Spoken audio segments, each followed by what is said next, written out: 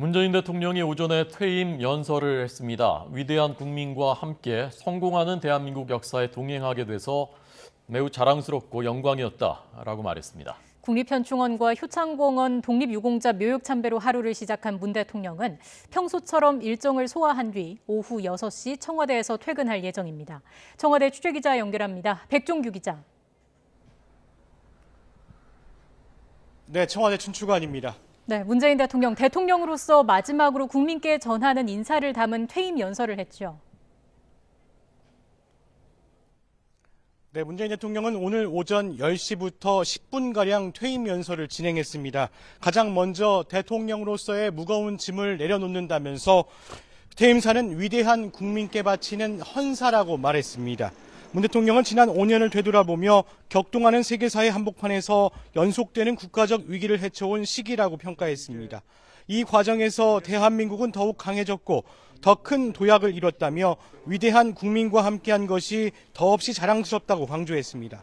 그러면서 위기에 강한 나라, 아무도 흔들 수 없는 나라, 선도 국가 도약의 주역은 단연 국민이라면서 위대한 국민과 함께 성공하는 역사에 동행하게 된 것이 매우 자랑스럽고 영광이었다고 말했습니다.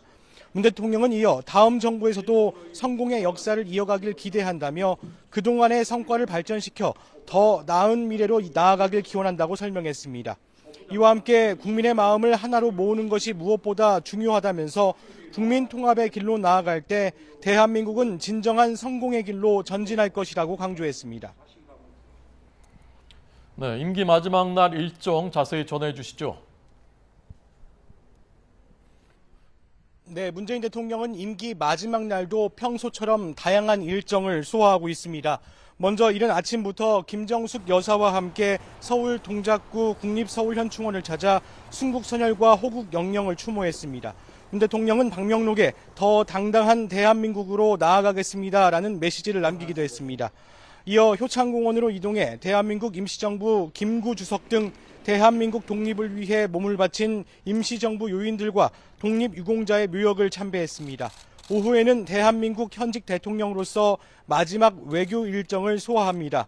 윤석열 대통령 당선인의 취임식 참석을 위해 한국을 찾은 할리마 야콥 싱가포르 대통령과 왕치산 중국 국가부주석을 잇따라 접견합니다. 오후 6시에는 청와대 직원들과의 마지막 인사가 예정돼 있습니다. 이 일정을 끝으로 문 대통령 부부는 청와대를 걸어나와 마지막 퇴근길에 나서게 됩니다. 청와대 정문을 나선 문 대통령은 청와대 분수대에서 마지막 퇴근길을 마중하러 나온 시민들에게 감사 인사를 전하고 짧은 소회도 밝힐 예정입니다. 이후 서울 모처에서 하룻밤을 보낼 계획인데 국방부 등과 연결된 한라인을 통해 실시간 보고를 받으며 자정까지는 군 통수권자로서의 역할을 다할 예정입니다. 지금까지 청와대 춘추관에서 YTN 백종규입니다.